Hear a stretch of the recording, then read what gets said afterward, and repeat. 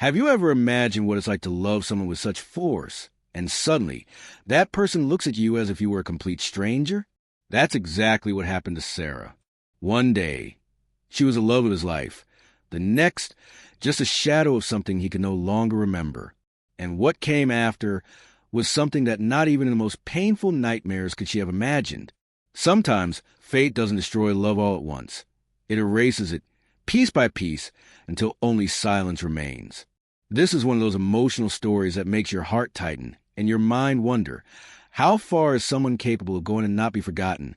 Sarah and Michael were the living translation of what many would call destiny.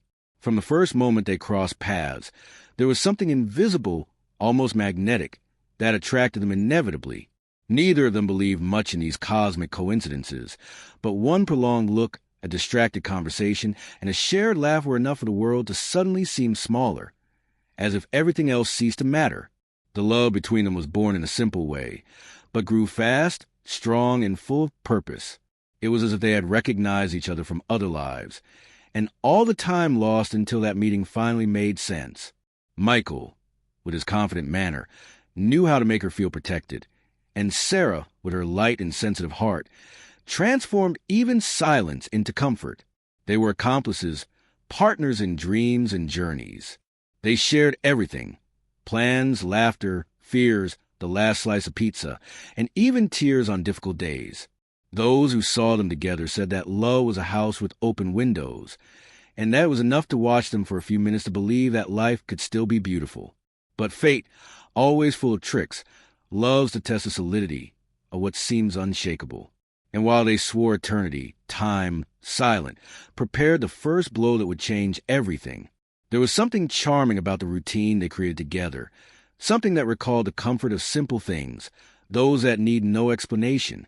In the morning, Michael used to make the coffee, even if rushed, just to let the aroma of affection spread through the house. Sarah, on the other hand, had the habit of putting a new flower in the living room vase, saying that each day deserved a beautiful beginning. At night, the two sat on the couch, sharing plans and silly things, laughing at life's small failures, as if nothing could shake that refuge for two. It was a living, pulsating love that resisted the contradictions of daily life. It wasn't perfect, no true love is, but it was real, and perhaps that's exactly what made it so strong. The people around them were inspired by them, believed that certain connections are too rare to be questioned. And in fact, Sarah and Michael seemed to prove that love is capable of resisting time and uncertainties. But life, like an impatient author, loves to interrupt emotional stories right in the middle of the best chapter, just to see how far the characters are willing to fight for what they believe in. They had plans, many plans. They talked about trips, their own home, children who would inherit his smile and her heart. They dreamed of a future without rush, believing that love by itself was enough to keep everything standing. Sarah believed their love was so strong it would survive any storm. And for a while, it really seemed that nothing would be capable of separating them. But love, no matter how beautiful, never comes with guarantees. Sometimes it takes just 1 second, any instant, to change the course of everything. And that love that seemed indestructible would soon be put to the test in a cruel, unpredictable way. Because, in the end, no one is prepared to see what fate does when it decides to turn the page without asking permission. And so, in the midst of the sweetest calm, life began to move in silence, ready to show Sarah and Michael that even the most perfect stories can be interrupted without warning, and that love, no matter how pure, can also be forgotten. The day of the accident started like any other, calm, ordinary, almost banal. Perhaps that's exactly what makes certain tragedies even crueler. They arrive when no one expects them. Michael woke up early, gave Sarah a quick kiss, and left in a hurry, saying he'd be back for lunch. It was a sunny morning, one of those that makes you believe the world is in perfect harmony. Sarah, distracted, stayed home organizing, humming one of the songs they always listened to together, until the phone rang. And from that instant on, everything that was color turned gray. On the other line, a trembling voice informed her that Michael had suffered a serious car accident. She remembers feeling the ground disappear beneath her feet, her body freeze, her heart beat out of rhythm. She grabbed the keys, ran out, without thinking. In that moment, the entire world seemed to spin in slow motion. 1 second was worth an eternity. When she arrived at the hospital, reality hit like a cold wave. Michael was alive, but in a coma. And there, before that motionless body, Sarah realized that fate had just turned the page without any mercy. The following days blended into a tangle of fear and hope. The hospital room became Sarah's new home. Between machines, beeps, and the smell of disinfectant, she learned to converse with silence.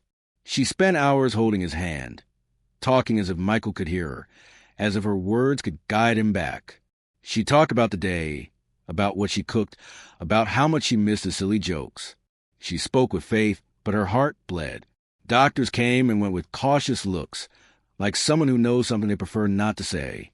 She refused to accept any grim prognosis. For her, their love was greater than any trauma. "He'll remember me.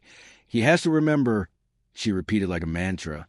And between each prayer and sigh, she saw his face motionless, eyes closed, and thought about how many real stories end like this. Not for lack of love, but because life decides to erase entire chapters of a story that seemed perfect. When Michael finally opened his eyes, Sarah's world stopped once more, but this time not from joy. There was something strange in his gaze, an emptiness that froze her soul. He blinked, looked around confused, and asked, "Who are you?" Those 3 words tore through the air like thunder. Sarah felt the ground flee, her voice disappear, her heart break into 1,000 invisible pieces. He didn't remember her. He didn't remember anything they lived through. The photos, the moments, the promises, everything had disappeared from his mind, as if it had never existed. The doctors called it total amnesia, but for her, that was more than a diagnosis. It was a silent death of a love that still breathed in only one of them.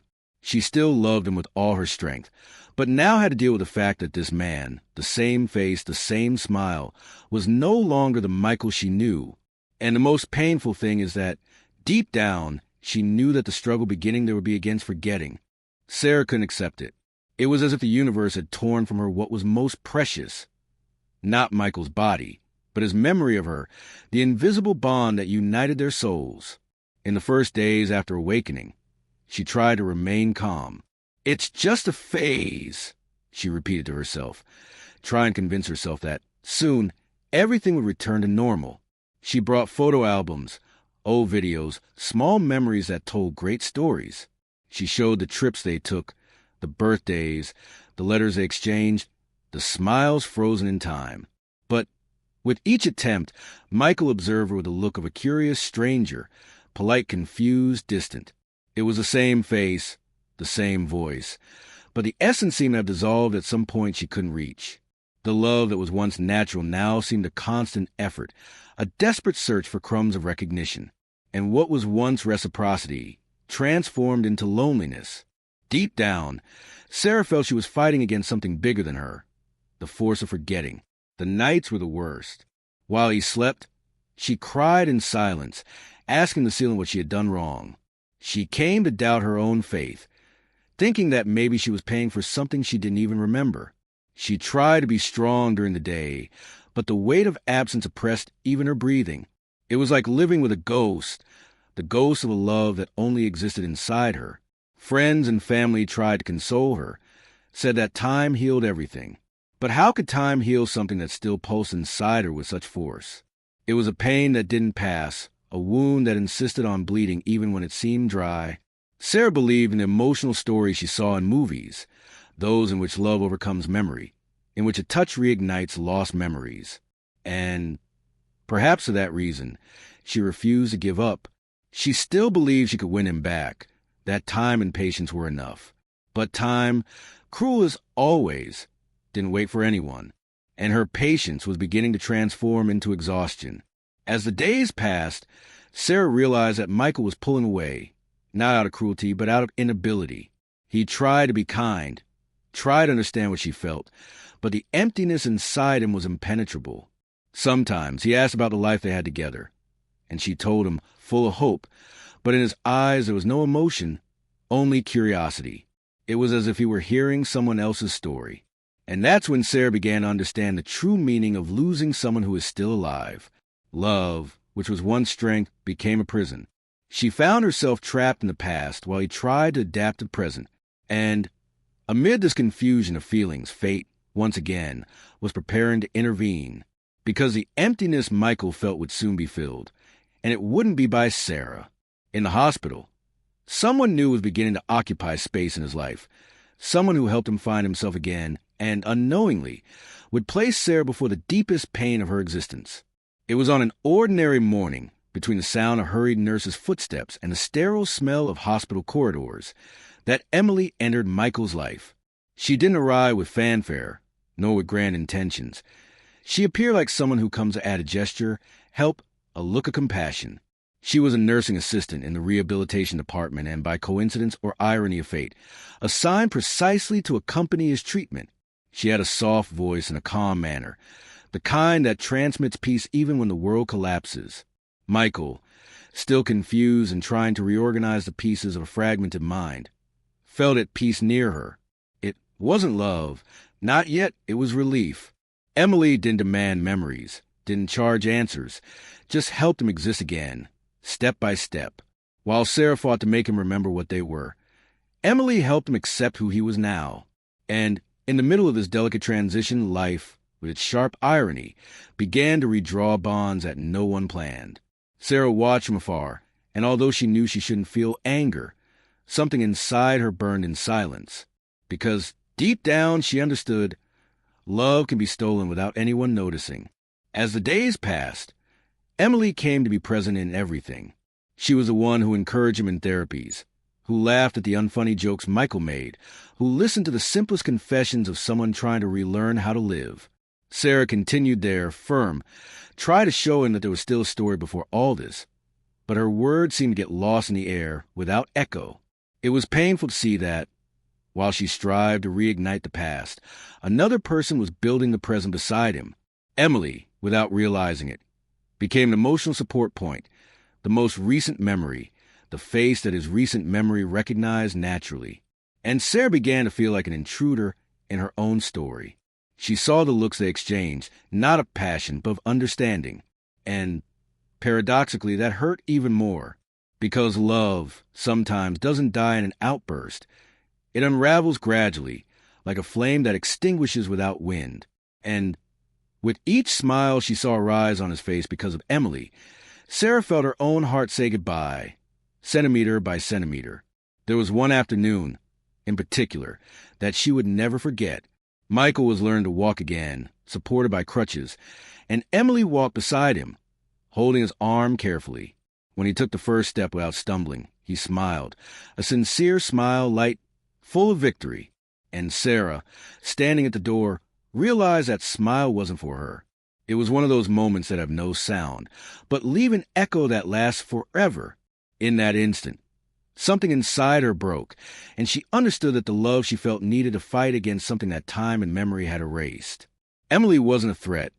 She was just a presence that Sarah's absence had allowed. And the cruelest thing is that, even knowing this, Sarah couldn't leave them. She continued there, trying to reclaim a space that perhaps no longer existed. Sometimes, she wondered if true love could survive when only one of them remembered it. But deep down, Sarah knew that fate hadn't shown its final card yet. And soon, Michael would make a decision that would define the course of all their lives. The human mind is a labyrinth, and Michael was trapped inside his. Between the cold walls of fragmented memory, he walked without knowing for sure who he was, what he loved, or why Sarah's gaze left him so restless. On the other hand, Emily represented the comfort of now, predictable, present, easy to understand. It was a security that comes when the heart no longer needs to explain itself. Michael tried to rebuild his life on the pieces that remained, but there was something about Sarah that destabilized him. A perfume that made him lose his breath, a laugh that seemed to echo from another time, a touch that awakened sensations he couldn't name. Sometimes, he dreamed of a woman crying beside him, begging him not to leave, and upon waking, Sarah's face appeared before him with tearful eyes. And he wondered, why?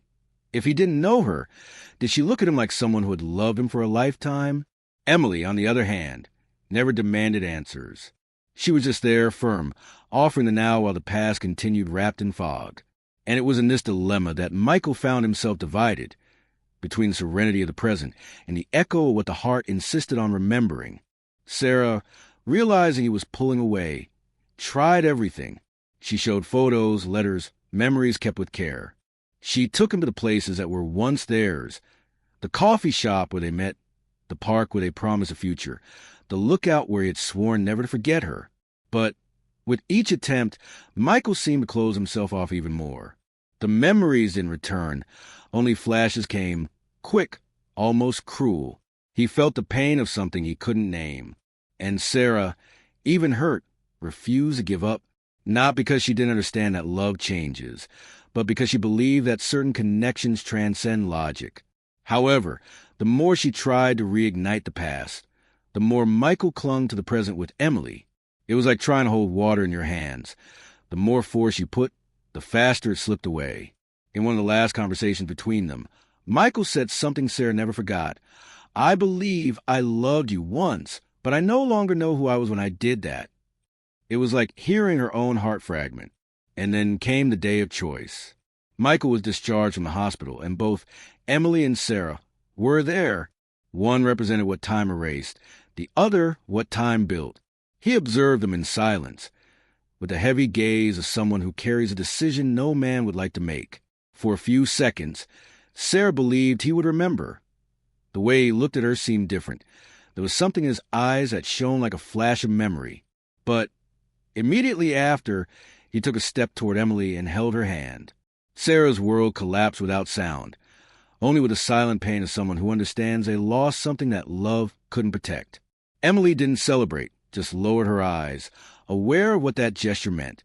Michael chose the now, not because he didn't love Sarah, but because he didn't remember how to love her. And sometimes the absence of memory is more powerful than any promise. Sarah left without looking back, carrying with her the weight of a love that only existed in her memory. But fate, as always, still kept one last move, and it would be the one to show that certain bonds, even erased, never break. Sarah felt the pain as if she had been torn apart inside, but without anyone being able to see it. Each gesture of Michael beside Emily was like an invisible blade slowly cutting her heart. She watched from afar, trying to disguise the suffering, but each smile he gave the other woman reverberated in her chest, creating an echo that didn't fade. It was a silent pain, but constant, made of small details that only she noticed. The way he held Emily's hand, the naturalness of the looks, the comfort he found in the present, instead of in the past she tried to rescue. Sarah felt betrayed by her own heart, which insisted on loving him even when he could no longer reciprocate, and, at the same time, felt guilty for not being able to rejoice in his happiness. It was a cruel paradox. Loving someone who didn't recognize her, feeling nostalgia for a memory he had lost, and still having to watch his life continue without her. The pain was intense, seemed to pierce every fiber of her body, as if the entire world had conspired to teach her to deal with absence. The nights became even longer. Sarah found herself remembering every detail she had shared with Michael, as if each memory were an anchor for a drifting boat. She spent hours looking at old photos, rereading messages, trying to cling to fragments of a past he could no longer touch. She tried to seek explanations, rationalize, understand why fate had been so cruel. But the more she thought, the more she realized that life doesn't give easy answers.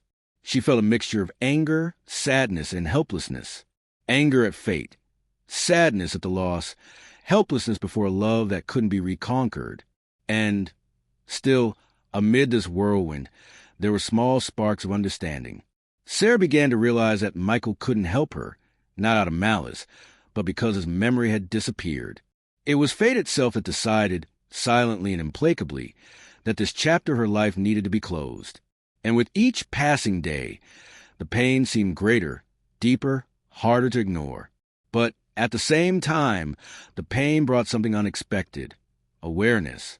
Sarah began to understand that, no matter how devastating it was to lose someone she loved so much, life continued. That suffering, no matter how intense, couldn't be the only guide to her existence. She watched Michael and Emily and clearly saw that he was happy, rebuilding himself within the present. And no matter how much sadness pressed, she began to realize that there were no guilty parties in this story. There were no villains, only choices, and Michael was just living what he could. The pain of loss, then, began to transform into something more complex, a mixture of sadness, understanding, and learning. Sarah still loved, still felt, but was beginning to realize it was time to look at herself, to recognize that life doesn't wait. And there, in the silence of her own soul, the first spark of what would come next began to emerge. The need to find herself again, to rebuild herself, to transform the emptiness left by Michael into strength. But this journey was just beginning, and the next step would be the most difficult of all. After weeks of silent pain, Sarah began to realize something that before seemed impossible. The suffering was consuming not only her heart, but every piece of her life. She found herself walking through a dark corridor of memories that Michael could no longer recognize, as if she were trying to run after a shadow that insisted on escaping. Each photo, each video, each gesture she had shared with him reappeared in her mind, but found no echo in the present. Sarah realized she was living the past, forgetting that life continued out there, pulsing with colors, sounds, and opportunities she couldn't ignore. She began to question how many people spend years trapped in loves that no longer exist, keeping their heart hostage to the memory of someone who can no longer reciprocate. And, looking at herself in the mirror of the soul, she recognized that she needed to find herself again before continuing to try to hold on to something that had transformed into smoke. Each tear shed came to have a different meaning. It wasn't just pain, but also a warning that it was time to wake up, to remember who she was before losing herself in that love. In the silence of long nights, Sarah reflected on everything she had lived and began to see beyond the open wound. She began to realize that no matter how devastating Michael's absence was, she couldn't continue allowing unrequited love to define her entire existence. It was painful, yes, but there was also a clarity emerging. Loving doesn't mean living according to the other, nor sacrificing yourself in silence while your own life fades away. Sarah began to recognize the dreams she had abandoned, the passions she had set aside, the friends and moments that ceased to exist because the relationship consumed her time, her energy, her essence. And she realized, with a mixture of sadness and liberation, that life continued, that the world kept moving, and that she still had the right to feel joy, to reconnect with herself, to seek new experiences. Each painful thought about Michael slowly transformed into reflection. Each memory that once made her cry now showed her that she had learned, that she had truly loved, that nothing she felt was in vain, and that the next step would no longer be to rebuild a past he didn't remember, but to rebuild her own life. And it was in this silent process of introspection that Sarah began to feel the first spark of emotional freedom. She began to realize that pain, no matter how intense, could become strength if she chose to face reality. She remembered who she was before Michael, all the forgotten dreams, all the small joys she had set aside to care for a love that could no longer reciprocate. She understood that life doesn't wait, that time doesn't return, and that each minute lost living in the past was a wasted minute away from herself. Gradually, Sarah began to plan small changes, to resume habits that did her good, to reconnect with friends, with hobbies, with what gave meaning to her own existence. And, as she reflected, she realized there was no guilt in stopping loving someone who could no longer love her back, that this wasn't weakness, but courage, emotional intelligence, respect for herself. Sarah began to feel light, even amid the tears that still flowed, and saw that life, despite everything, could still offer new chapters, new joys, and opportunities of love. But this time, starting with self-love, after weeks immersed in reflection, Sarah realized that remaining trapped in pain wasn't just hurting her, but preventing her own life from flourishing. Each memory of Michael was an invisible thread that kept her tied to a past that wouldn't return. She felt, for the first time, that she needed to choose herself, her own emotional freedom, before suffering consumed her completely. It was a difficult, painful step, almost like crossing a desert without a map, but necessary. Sarah knew that moving forward didn't mean erasing the love she had felt, nor denying the intensity of what they lived, but accepting that the chapter beside Michael had come to an end. With tears still in her eyes, she decided she deserved to rescue her own story, rebuild her life, and learn to put herself first without guilt, without regret, without looking back. It was a courageous decision, because love doesn't always unravel without leaving deep marks, and each step toward freedom demanded facing his absence. The decision to move forward didn't come suddenly, but from small daily choices. Sarah began to establish boundaries for herself. No more trying to convince him to remember. No more putting herself in situations that increase pain. No more measuring her happiness by Michael's presence or absence. She realized that freedom wasn't a gift from the world, but an internal conquest, fruit of courage, emotional discipline, and self-love. She began to seek activities that once made her vibrate.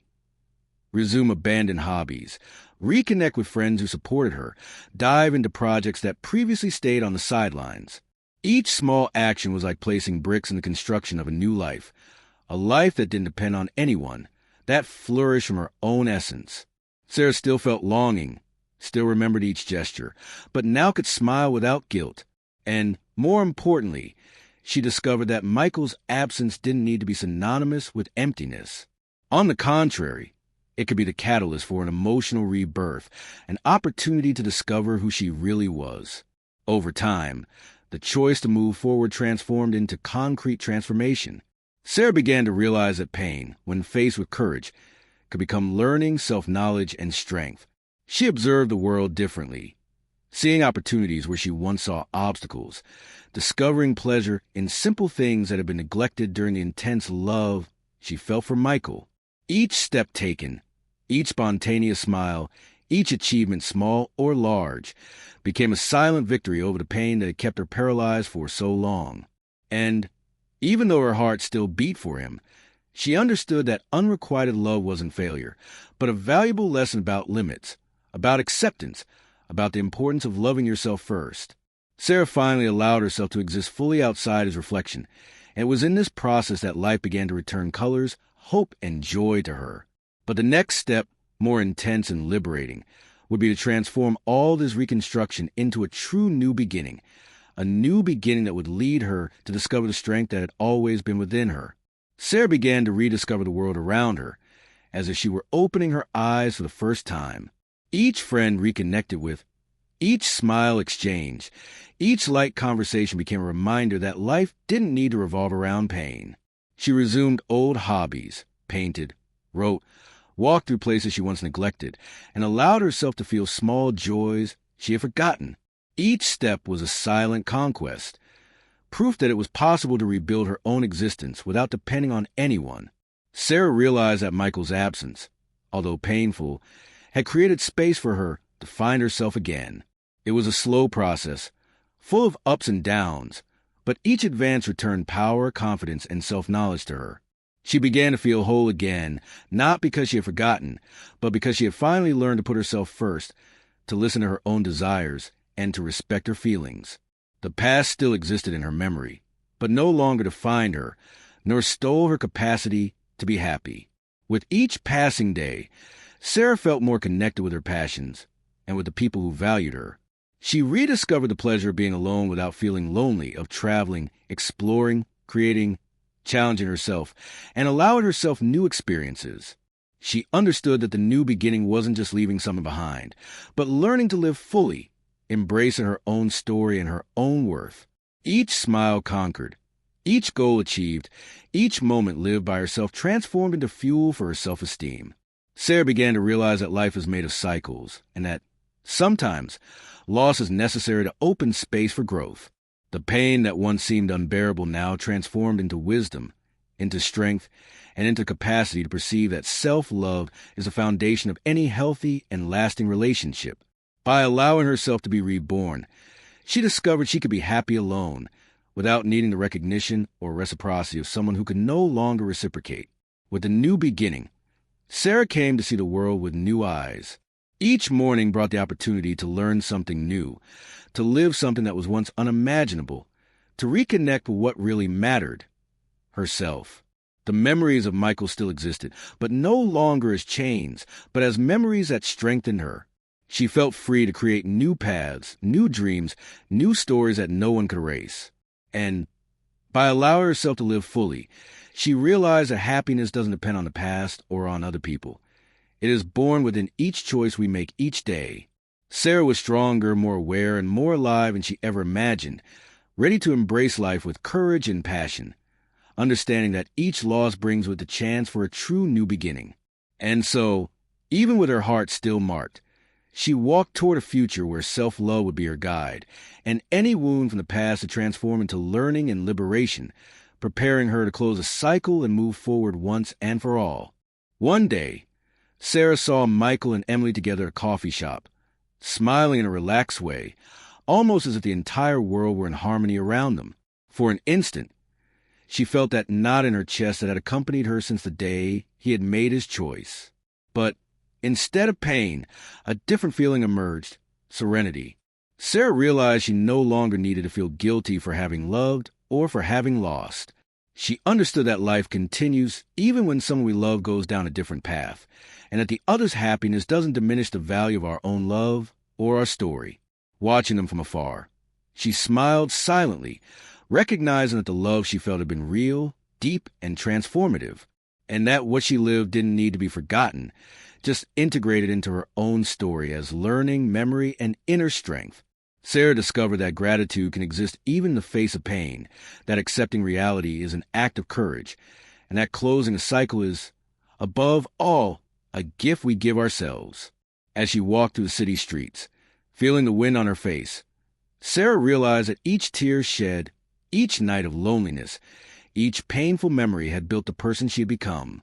She was stronger, more aware, more alive than she ever imagined. The love that was once pain now transformed into gratitude. Gratitude for the moments shared, for the lessons learned, and for the opportunity to find herself again. Sarah understood that losing someone doesn't always mean failure or emptiness. Sometimes it's the only way to rediscover ourselves, to learn to prioritize ourselves, to open space for new experiences, new dreams, and new connections that respect our essence. And in this process, she understood that life is made of cycles, and that each fulfilled cycle is an invitation to grow, evolve, and prepare for the next chapter with wisdom and courage. And so, Sarah continued her life, with her heart marked but calm, aware that true freedom doesn't depend on who is by our side, but on how we choose to live each moment. She knew she could love again, but that, first, she always needed to honor her own story, her own essence, and the strength she found within herself. The love she felt from Michael didn't disappear. It transformed into learning, empathy, and gratitude.